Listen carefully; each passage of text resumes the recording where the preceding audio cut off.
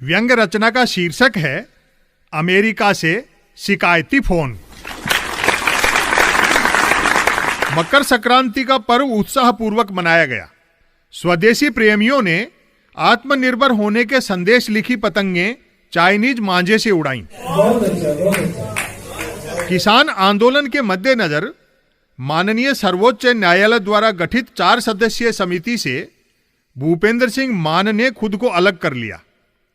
संभव है मान साहब मान चुके हों कि जब कानून ही 3 वापस लेने हैं तो सदस्य 4 होने का क्या मतलब है।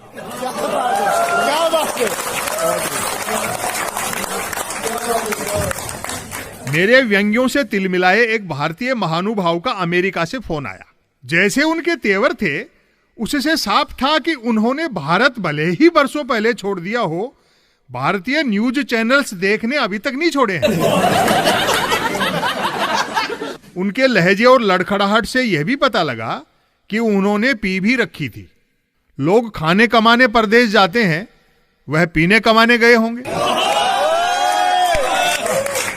उन्होंने पूरी बातचीत में मेरे तीखे व्यंग्यों की शिकायत तो की, किंतु भाषा अभद्र इस्तेमाल नहीं की। वैसे व्यंग्य के बदले सुनी अभद्र भाषा को मैं अभद्र नहीं मानता, बल्कि व्यंग्य प्राप्ति की सूचना मानता हूं।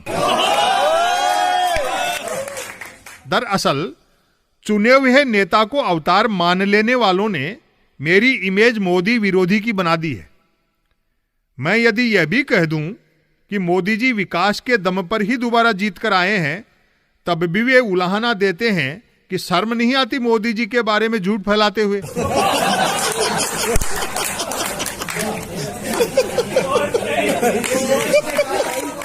उन सज्जन ने कहा, कभी विपक्ष पर भी व्यंग्य कर दिया करो। मैंने मजबूरी बताई। सवाल तो सत्ता से ही पूछे जाते हैं, कवि लेखक तो खुद विपक्ष होता है, यदि वह सच्चा कवि लेखक हो तो।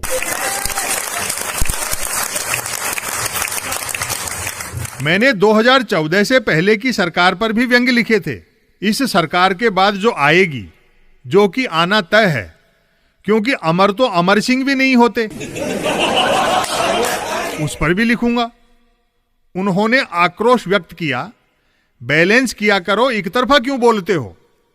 मैंने कहा, जी बैलेंस करने के लिए ही तो एक तरफा बोलता हूं।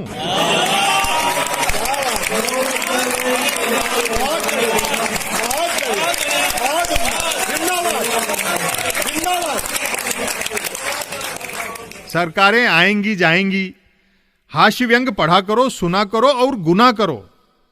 कोरोना काल है, खूब हंसो और तालियां बजाओ। हंसने से इम्यूनिटी बढ़ती है और तालियां बजाने से वायरस मरता है।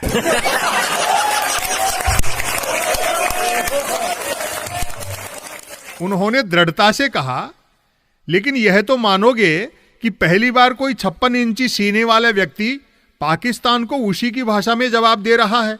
मैं मुस्कुराते हुए बोला, सर बेचारा पाकिस्तान हमारे सामने टिकता कहां है। उसका जितना सालाना बजट होता है उतना धन तो अपने यहाँ के लोग बैंकों का खाकर खिसक लेते हैं। क्या बात है, जिंदाबाद जिंदाबाद जिंदाबाद जिंदाबाद। उन्होंने झल्लाते हुए पूछा, तो क्या आपकी नजर में मोदी जी ने एक भी अच्छा काम नहीं किया। मैंने हंसते हुए बताया, क्यों नहीं किया। एक काम अच्छा किया है, अपनी पार्टी में अपने जैसा दूसरा नहीं पनपने दिया।